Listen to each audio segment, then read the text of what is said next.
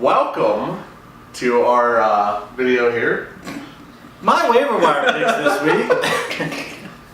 Your intros are terrible. Does anyone know where we can get acting and voice lessons for our friend Bryn here?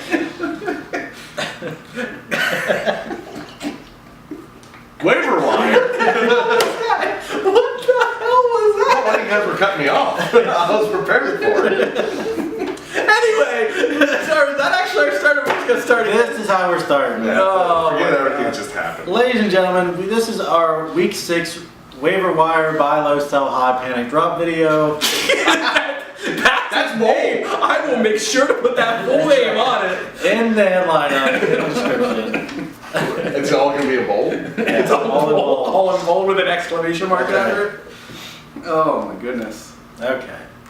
So Wow, that got awkward for a second. So basically on this one, just like last week, we're going to go through a couple things. Once again, we separated this video from our Stardom Sit-em just because we added a little couple things to it. Only problem is, this week, there's really no huge news stories besides at the last second JJIE being put on injured reserve out of nowhere. No one even knew he was injured coming out of the game. Wendell Smallwood. In fact, Court Clement. which leads us to our first waiver wire pickup, which is mine, Wendell Smallwood. Wow, what a lead-in! What a lead! Thanks, Danny. I'll take it from See here. my story. It worked. As Danny said, JHI is officially on the IR. Corey Clement obviously cannot stay healthy. He's been struggling with injuries. So for me, this is now Wendell Smallwood's backfield. He really has no challenge to his catches. Plus, he does do a lot of catches out of the backfield, which is great for PPR leagues like the one we're in. To me, he's definitely someone that you want to, obviously if you can get him, if you're high on the waiver wire, that means you're obviously losing like me. You can take Wendell Smallwood. I think he's a great plug and play moving forward. My second waiver wire pickup, I don't think you're going to pick this guy up and start him right away, but I think he is someone that you may want to pick up just as a stash, and that's David Moore, the Seattle Seahawks wide receiver. He is officially number 3 on the depth chart. He is now past Brandon Marshall.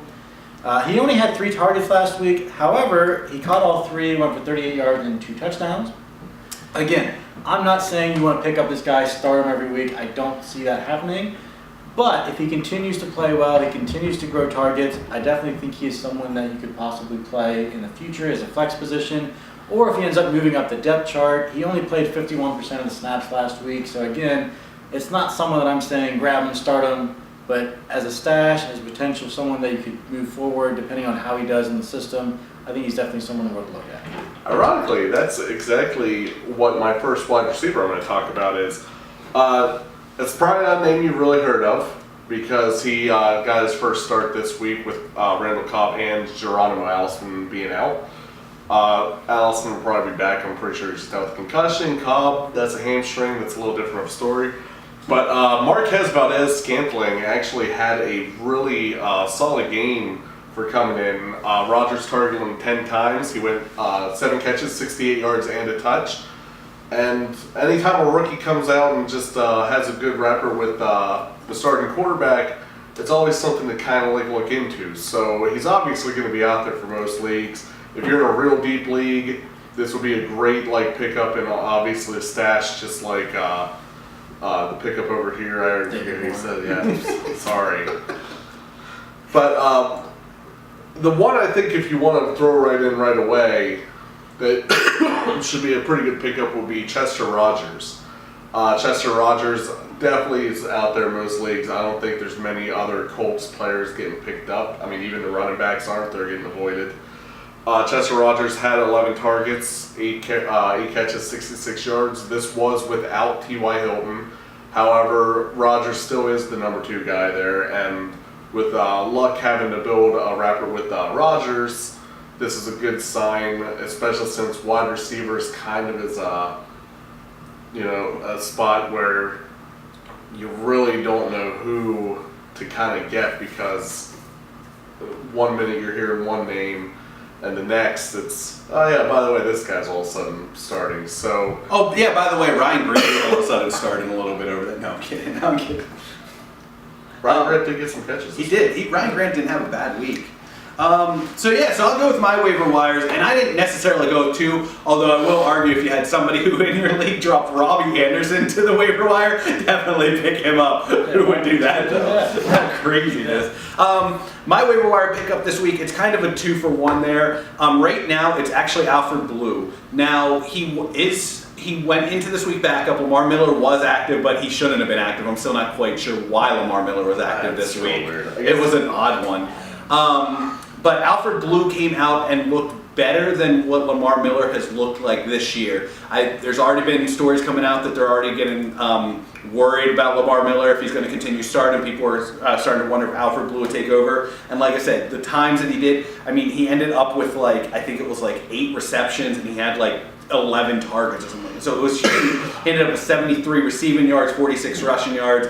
And like I said, he looked better than Lamar Miller has looked all season long. Does that mean he's necessarily going to be a starter right away? No, but if Lamar Miller comes back next week, struggles again next week, then you might see Alfred Blue take over next week and then become the starter.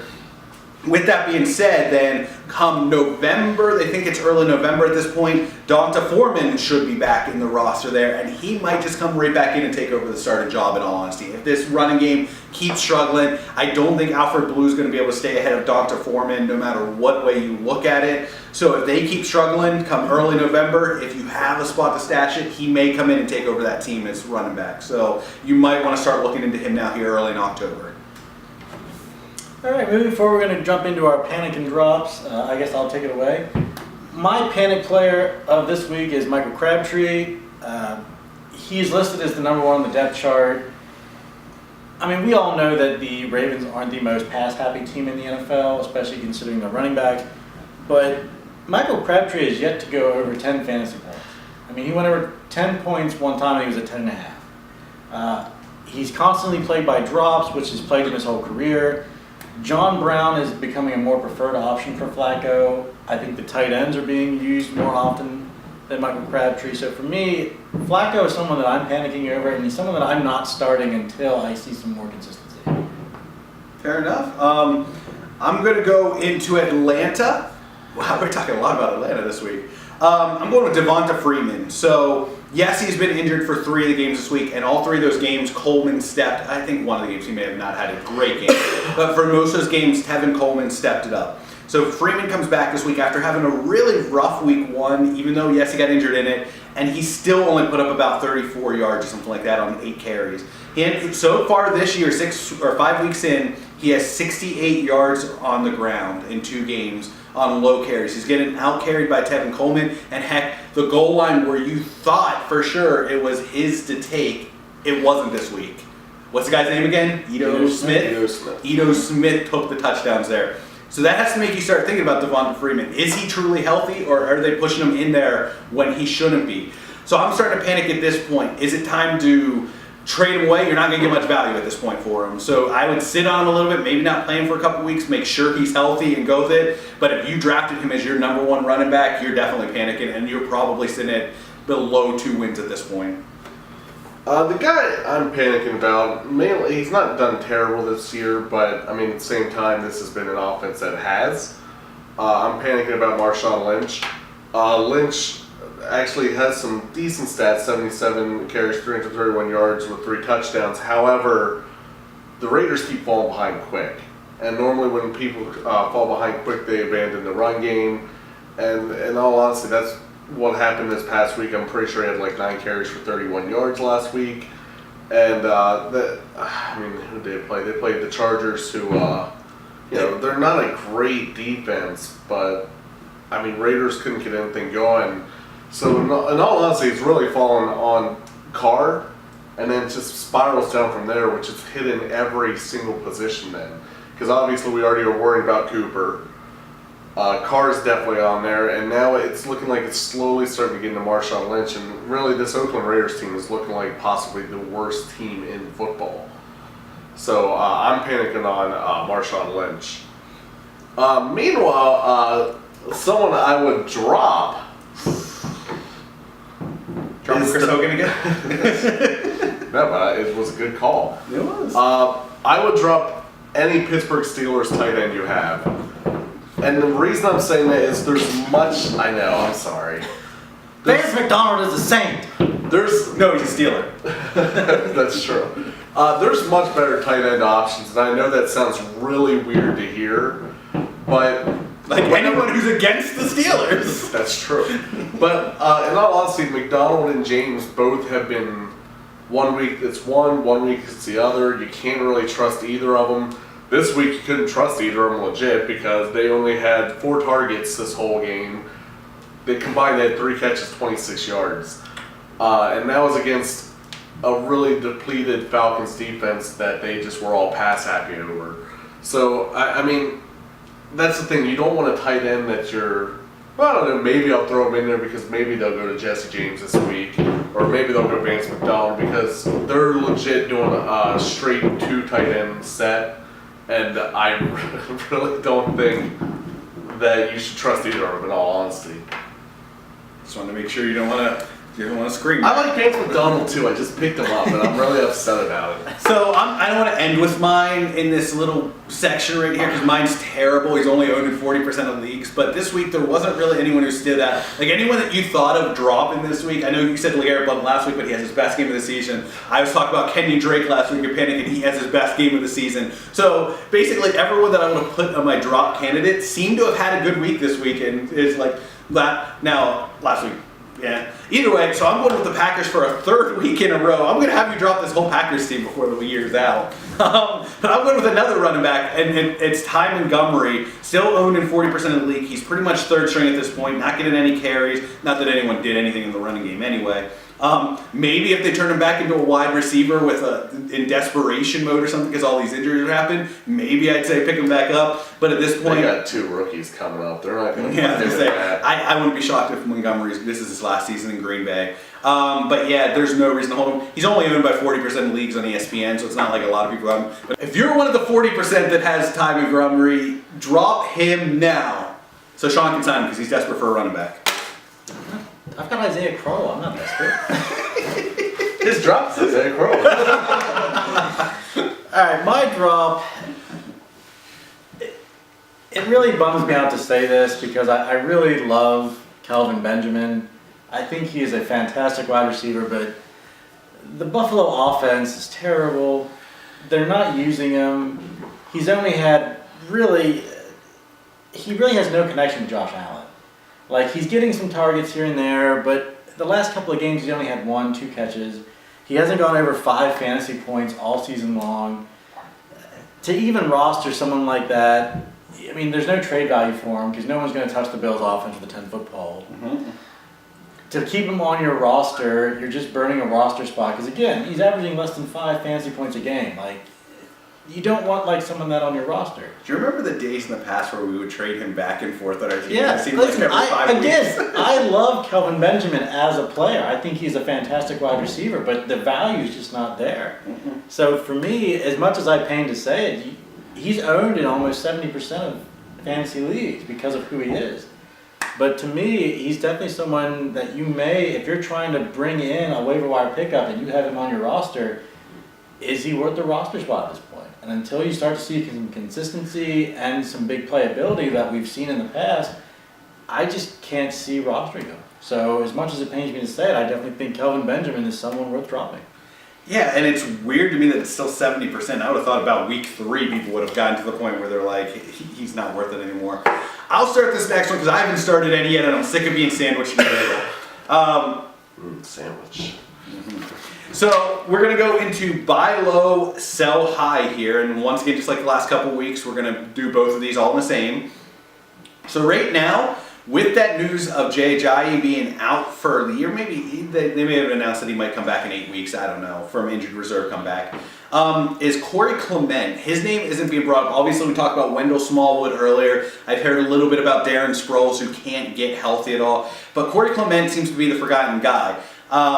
He is the receiving back out of the backfield when Ajayi wasn't carrying the ball or anything. He was the one who was doing the. In fact, I think he's the best fantasy-wise one besides Smallwood, who's stepped up these last couple of weeks. and he's going to be back as a starter. He was a Super Bowl hero. Not to say that that means much coming out of it, but that means that the Eagles fans are going to want him more anyway if he's ever healthy. Corey Clement should be the one that takes the load with Jay Ajayi out, and he should be the one that's worth a roster spot. At this point, once again, most people have forgotten about him with him being injured for 3 weeks in a row now he's been out. So definitely you could probably get him for beyond very cheap at this point. So definitely make the move for Corey Clement. If he's even on a roster, you might even be able to sign him off the waiver wire at this point, right along with your Wendell Smallwood. Sell high at this point is James Conner, coming off his best game of the season. He had a great one week 1, he had a great one here. Steelers started using him. They actually ran the ball this week. Imagine that. And they actually threw it to him a lot out of the back. Are we taking a lot of shots at the Steelers this week? Wow. But James Conner, the problem here is next week will be his last week where he's a guaranteed starter. There's the talk of Bell coming back from his self-exile here on the bye week, which is the week after that. And who knows, maybe Bell comes in right away, then the next week it takes over. James Conner becomes very risky at that point. He's not going to get any higher value than he is this week now, besides way in the past, which is gone now. You could probably get a decent amount for James Conner at this point if people don't, maybe from a Steelers fan who's still in doubt that Le'Veon Bell is going to come back and who hates, there's a lot of people out there from Pittsburgh who hate Le'Veon Bell at this point that are probably doubting that he'll be the starter when he comes back at this point until they start loving him again in about 2 weeks. So this is your chance. Make the move for James Conner. See what you can get. Maybe a wide receiver 2, possibly. Maybe a top tight end. But make your move now. Oh, Hey, somebody jump in. I ended that with a bang. Make it now. I think the good buy low, normally I kind of look at people who could eventually help out near the end of the year. And I think a good one for that, even though right now he is injured, is Matt Breida. I think right now you're going to be able to get him pretty cheap because he's going to be out for probably a couple weeks. And most people are ready to just ship guys off that are hurt. And if you have an IR spot, it's even better because then you can just throw him there until you need to bring him back. But I think Breida you can probably get for pretty cheap right now, especially with the injury. And again, he basically was their offense for the 49ers this past week. And then when he went down, I mean, we saw how it went against the Cardinals. By the way, go us for picking the Cardinals. I think Breida... Me for picking the Lions and they both picked the Packers. Go. But I think Breida's going to be a nice little one that you could possibly get for cheap. Now, obviously, if you need a running back, then I would not suggest going for Breida. Maybe go for James Conner. Oh, that's an interesting intro there. But right now, my sell high is a guy who's going to start losing some targets whenever Jack Doyle eventually does come back. Right now, Eric Ebron is looking great. He's going to keep getting the targets from Andrew Luck. We all know it's going to happen. Even whenever Doyle does come back, he'll still get them. Right now, people are probably really high on it, but at the same time, he is a drop machine as well, just like Michael Crabtree. I'm not really sold on having him as my starting tight end in most leagues. I don't know that I really trust him, especially when Jack Doyle gets back. But I know that there would be people who will go crazy for Eric Ebron right now just to try to get a tight end. Yeah, my buy low I'm not really super excited about, but I definitely think Nelson Aguilar is a candidate you may want to consider. We all know Carson Wentz is going to find his rhythm. Right now, he's been kind of sluggish out the gate. He's not looking like himself, but again, he just came off a major injury, so it's going to take him a few weeks. Nelson Aguilar, in that offense, they do move him around a lot, which is great because he's not like a one-trick pony. You know, Alshon Jeffrey's there. We all know he's probably the best receiving threat outside of Zach Ertz and Aguilar. But they mainly line up Alshon Jeffrey on the outside. Nelson Aguilar, they line him up on the outside. They move him on the inside. They can create mismatches with him. And in the past, he has shown a lot of consistency. Lately, he's been struggling fantasy-wise. I think now is the time. If you believe in Nelson Aguilar, now would be the perfect time to get him because I think you can get him for next to nothing. Oh, yeah. My sell high candidate is Isaiah Crowell. He just had a career day. I mean, the guy ran for 219 yards. And he's so inconsistent. But if you find someone that needs help at the running back position, I'm not saying you're going to get like a gangbuster deal for him, but I definitely think People are going to see those numbers. Again, he's not. You could do a lot worse as a fantasy running back than Isaiah Crowell. You just have to temper expectations. You know what you're going to get. You're not going to get a guy that's going to rush for 219 yards every week. But for me, he's definitely worth selling high on. I think you can get good value for him. Like you said, especially if a team is overloaded on wide receiver and they need running back help, I definitely think he's in a good situation. So for me, Isaiah Crowell is definitely someone I'm looking to sell high on. We're both buy low on Eagles players. All right, good for you. Interesting. All right, so the last part of this video is our bold predictions. Yep. My bold prediction, I'm just going to lead out. Oh god, anyway. yeah, let's hear it. My bold prediction is this. I am super high on the Bengals offense. So, Andy Dalton is going to throw for 370 yards and 4 touchdowns. Now, that may not sound very bold, No. but Tyler Boyd and AJ Green will both have over 150 yards receiving and 2 touchdowns each. That's my bold prediction.